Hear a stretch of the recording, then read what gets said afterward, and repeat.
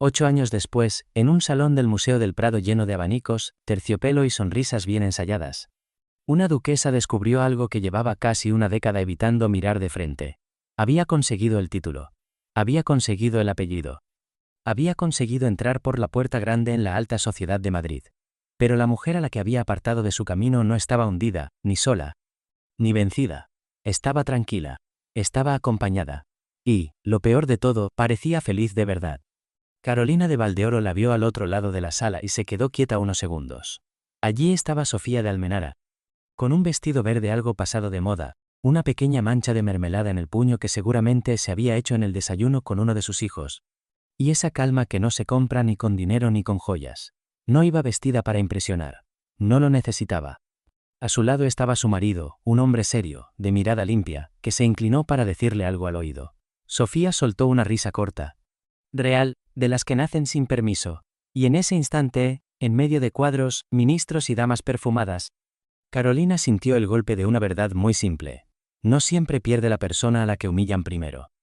Y si te gustan las historias donde una cena cambia una vida entera, deja tu like y suscríbete. Porque lo que pasó aquella noche en Madrid fue mucho más grande que un escándalo. Fue el principio de una caída, sí, pero también el principio de una libertad que nadie había visto venir. Todo había empezado 8 años antes, en el Palacio de los Duques de Valdeoro, en el barrio de Salamanca. La cena no era una cena cualquiera. Llevaba 6 semanas organizándose. 24 invitados. 5 platos. Manteles bordados a mano. La vajilla buena. La cubertería antigua de la familia, que una doncella había estado puliendo durante 2 días hasta dejarla brillante como un espejo. En la mesa había rosas blancas traídas esa misma mañana. Las velas eran de cera fina, compradas en París. Y cada silla, cada plato, cada flor y cada copa estaban colocados según el gusto estricto de doña Eugenia de Valdeoro, duquesa viuda y madre de Álvaro, porque aquella noche, según ella, debía anunciarse algo importante y las cosas importantes no podían hacerse de cualquier manera. Lo curioso es que casi todo el mundo creyó saber qué iba a pasar. Y casi todo el mundo se equivocó en una sola cosa, la más grave de todas.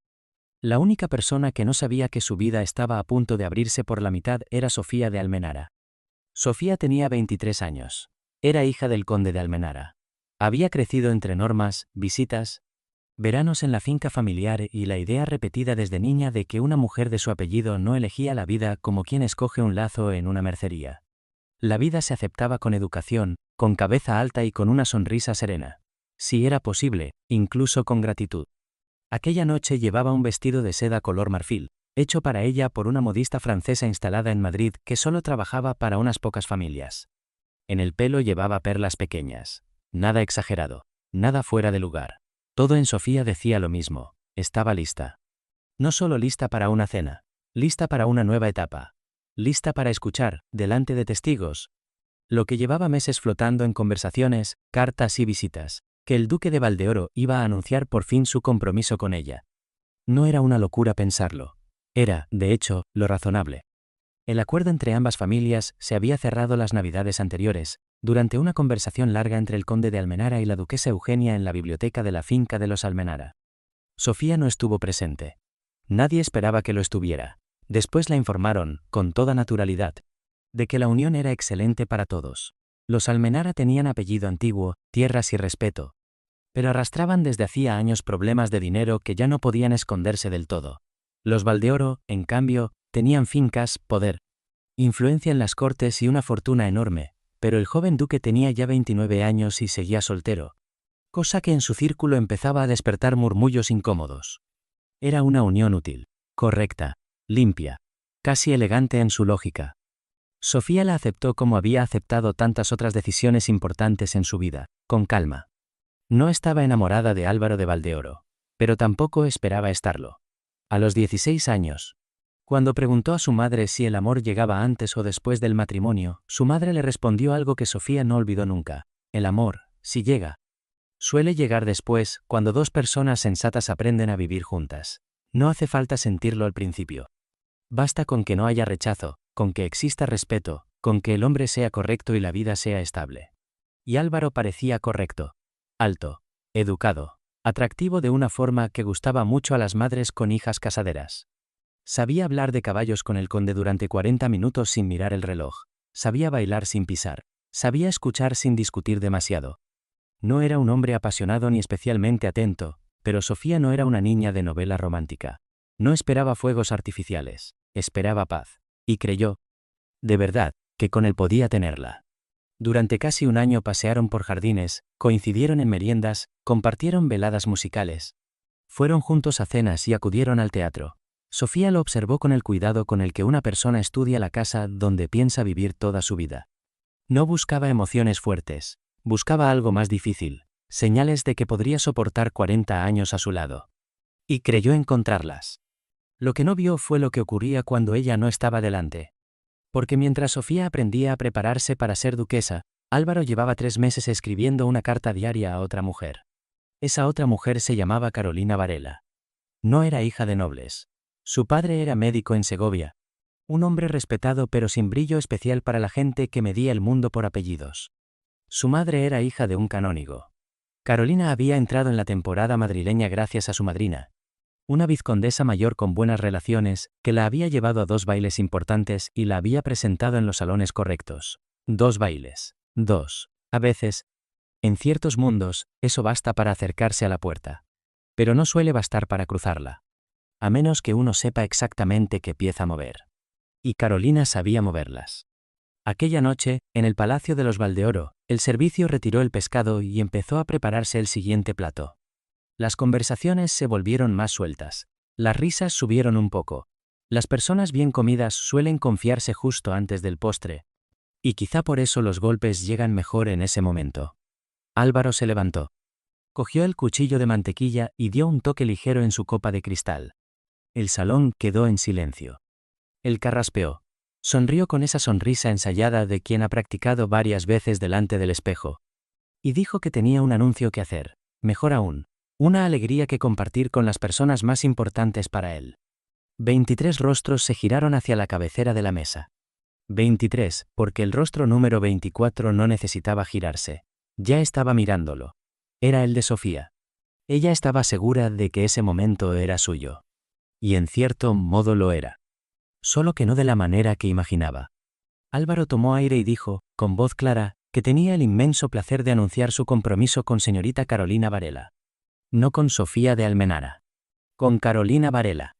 Durante un segundo, el nombre quedó suspendido en el aire como si nadie supiera dónde ponerlo. Los invitados mayores sonrieron por puro reflejo. Los más jóvenes tardaron un poco menos en comprender el desastre. Carolina Varela. No Sofía. Carolina. La hija del médico de Segovia. Carolina, la muchacha apadrinada por una vizcondesa. Carolina. No la hija de un conde sentada en esa misma mesa, con vestido marfil y perlas en el cabello. La cuenta no salía. No en Madrid. No en ese comedor. No con esa disposición de invitados. No con la novia esperada sentada a pocos metros del hombre que acababa de borrar un año entero delante de todos. Doña Eugenia, al final de la mesa, se quedó inmóvil con la copa a medio camino de los labios. Su cara tenía la quietud peligrosa de las personas que todavía no han dicho nada porque, si hablan, pueden romper la habitación entera. No sabía lo que su hijo iba a hacer. Eso quedó claro al instante. Había organizado la cena, no la traición.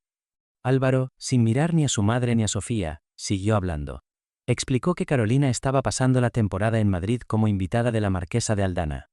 Añadió, con una honestidad brutal o una estupidez monumental, que llevaba 3 meses escribiéndole todos los días y que ella había aceptado su propuesta la tarde anterior.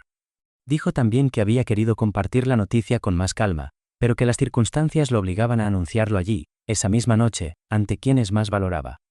Ahí fue cuando Sofía entendió algo helado y perfecto. No es que su idea de Álvaro se hubiese roto, es que nunca había existido de verdad. Ella había estado aprendiendo a casarse con un hombre que, al mismo tiempo, representaba delante de ella un papel que ya no sentía. Y lo más duro no era eso. Lo más duro era otra cosa. Lo más duro era darse cuenta, en medio de tantas miradas, de que quizá todos sabían algo menos ella. Cogió su tenedor y lo dejó sobre el plato con cuidado. Luego tomó la copa de vino.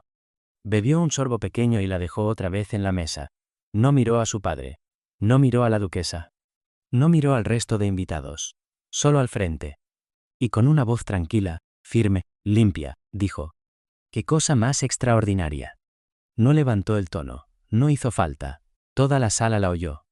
A veces una habitación guarda un silencio porque algo ha salido mal. Y a veces guarda otro silencio, mucho peor. Porque todos notan que lo peor aún no ha terminado. Álvaro la miró por fin. En su cara pasó algo rápido y torpe. Sorpresa, vergüenza, miedo. Como si solo entonces recordara que la mujer a la que llevaba un año visitando estaba sentada allí, respirando, escuchando, entendiendo. Sofía, empezó él. Yo pensaba hablar contigo antes, en privado. Sí, me lo imagino, respondió ella, con una cortesía tan suave que daba más miedo que un grito. Lo que no sé es cuándo pensabas hacerlo. ¿Antes del asado o después? Se oyó un ruido pequeño cerca de doña Eugenia. No llegó a ser un jadeo. Fue más bien el sonido de una madre que acaba de ver cómo su hijo prende fuego, en público, a 18 meses de trabajo. Álvaro intentó recomponerse. Te debo una explicación.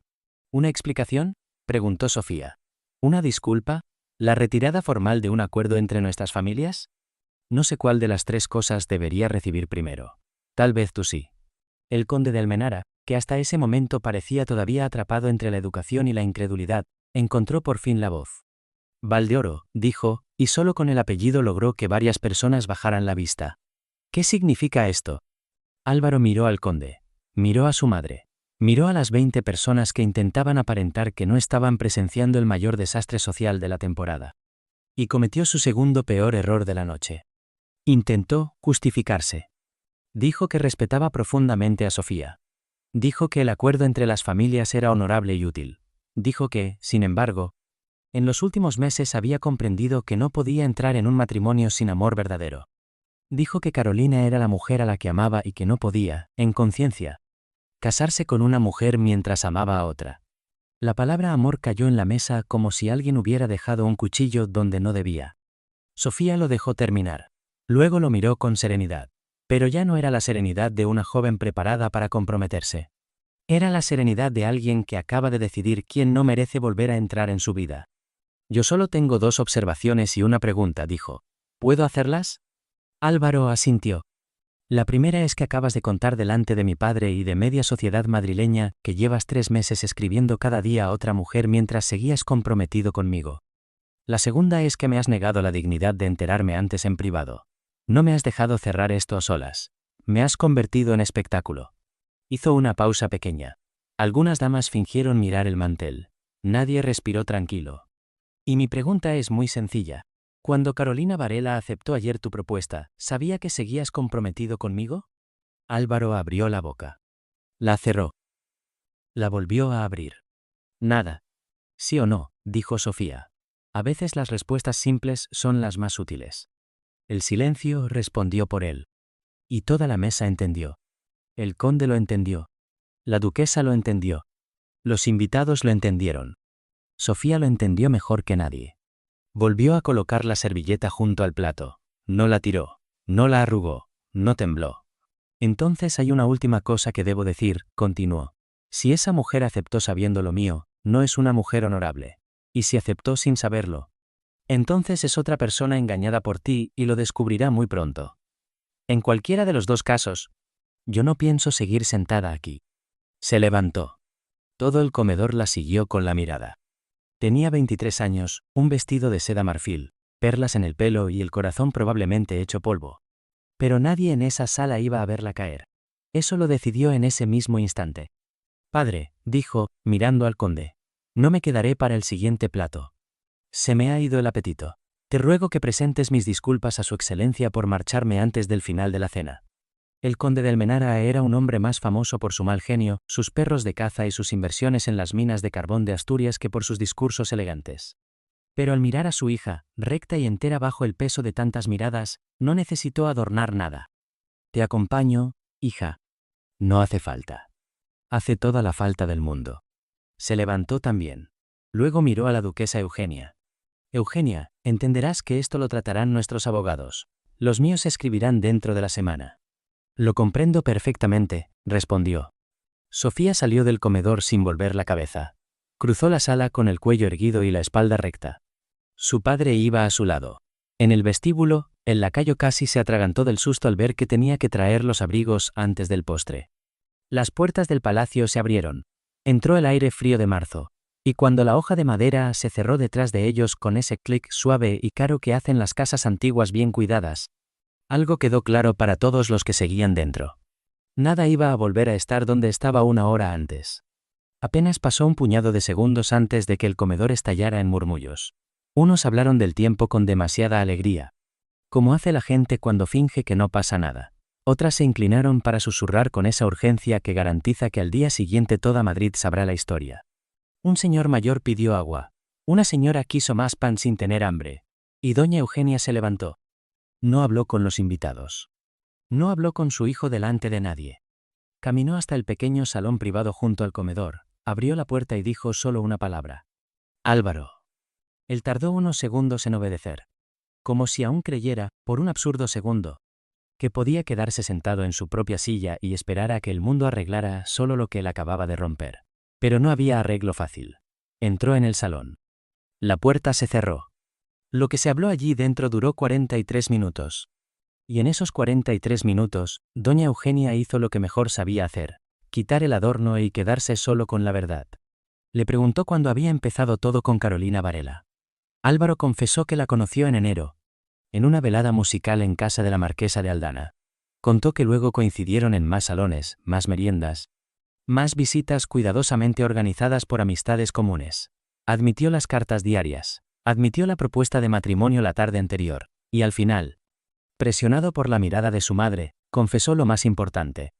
Carolina sabía desde el principio que existía un compromiso con Sofía de Almenara. Lo sabía todo.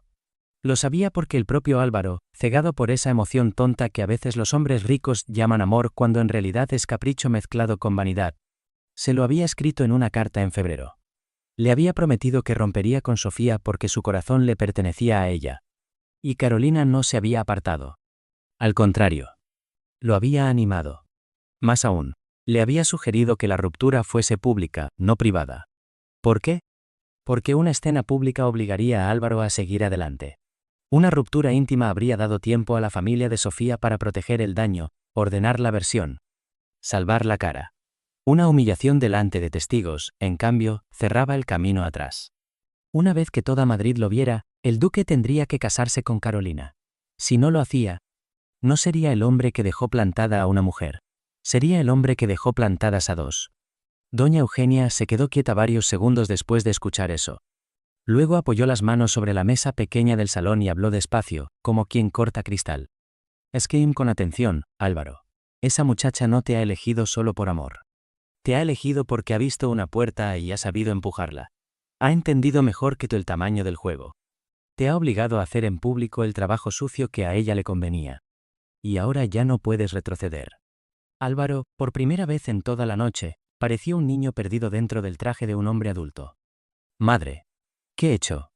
Te has atado a una mujer muy inteligente y con pocos escrúpulos, contestó Eugenia.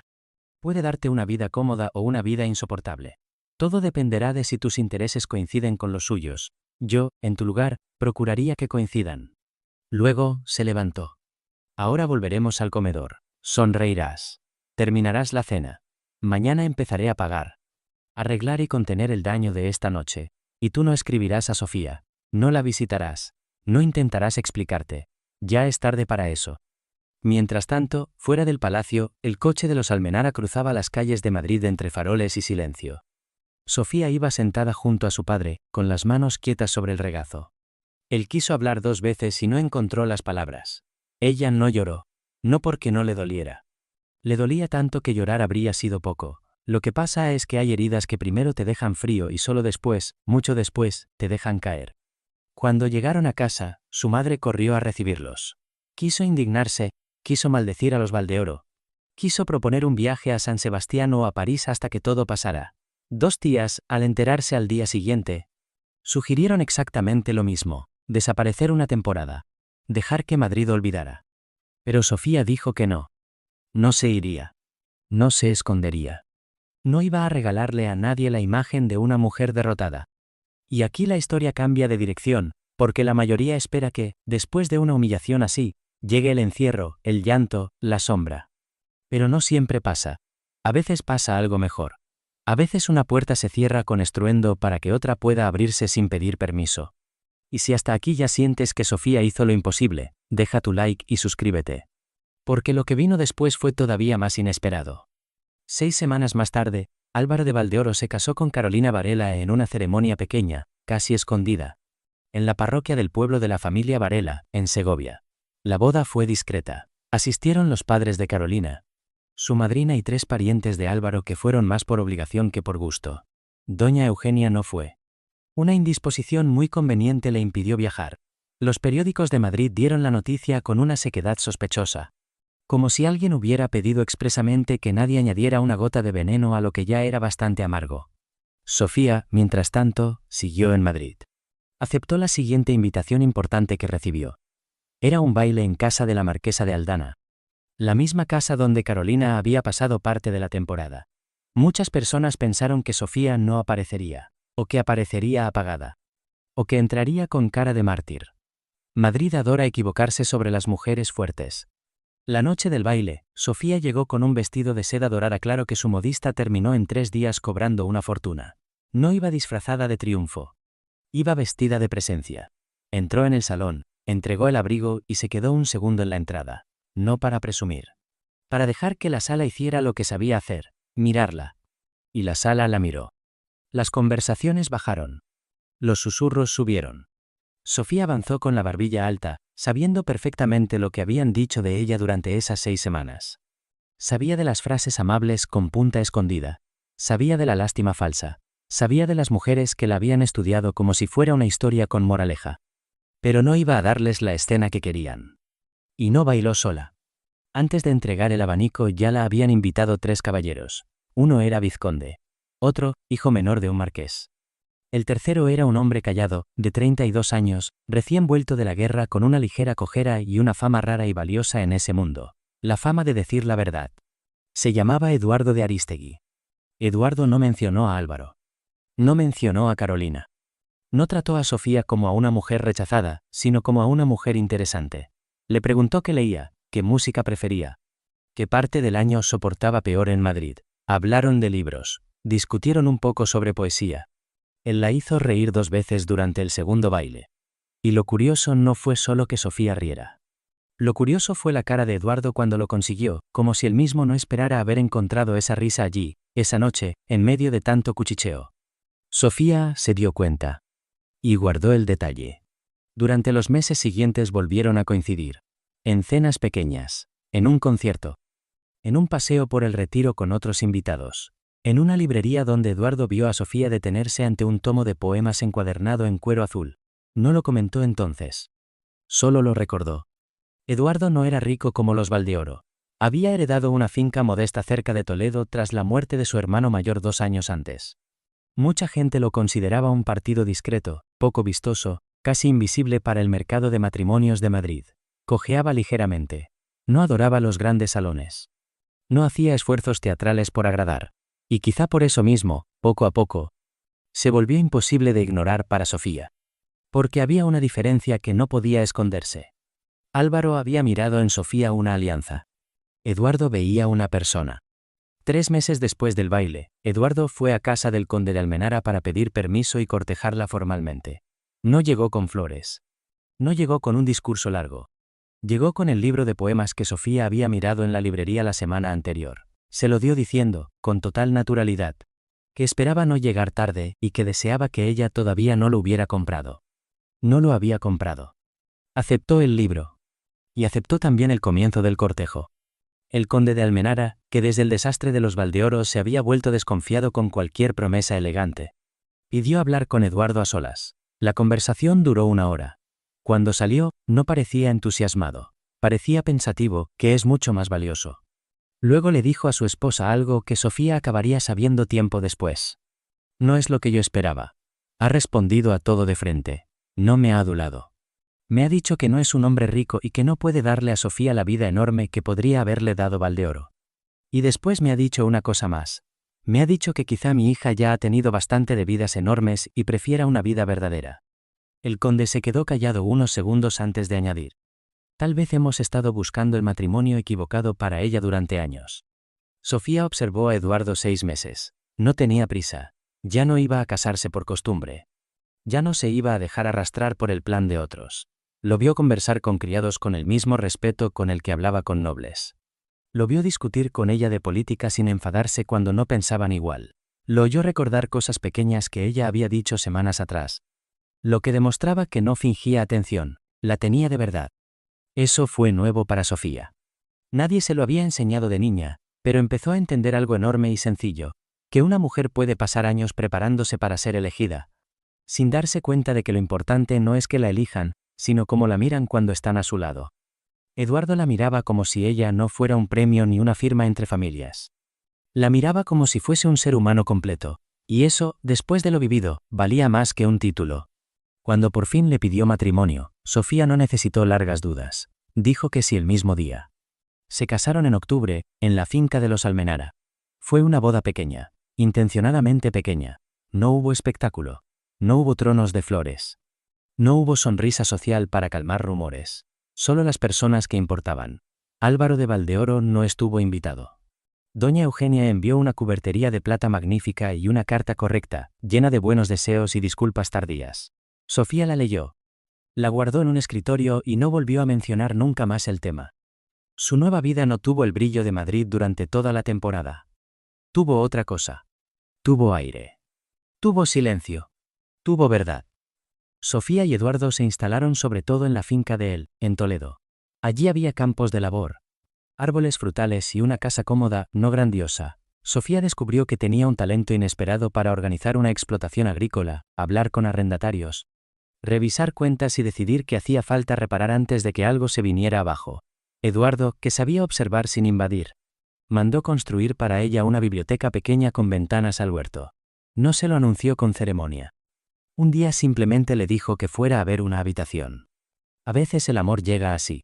No con un escándalo en mitad de una cena, sino con una llave nueva en la mano y una estancia llena de libros mirando a los árboles. Tuvieron 4 hijos. Sofía dejó de pasar temporadas enteras en Madrid. Iba cuando hacía falta. Asistía a las ceremonias que no podía evitar. Saludaba a quien debía saludar. Y luego volvía a casa con un alivio que no intentaba disimular. Allí no tenía que actuar. No tenía que ser impecable a todas horas. Podía ponerse un vestido menos nuevo, mancharse una manga con mermelada o barro, leer junto a la ventana, discutir con Eduardo sobre versos y escuchar a sus hijos correr por el pasillo. Mientras tanto, la vida de Álvaro y Carolina siguió un rumbo distinto. No fue una tragedia continua. Tampoco una historia feliz. Fue algo más frío y útil. Carolina resultó ser tan capaz como doña Eugenia había adivinado. Organizó la casa, dominó la agenda social, aprendió rápido a mover favores, invitaciones y apariencias. Tuvo 3 hijos. Se convirtió en una duquesa respetada e influyente. Álvaro siguió con las cortes, con las fincas, con sus obligaciones, y fue comprendiendo poco a poco que su esposa manejaba la realidad con una precisión que a él siempre le había faltado.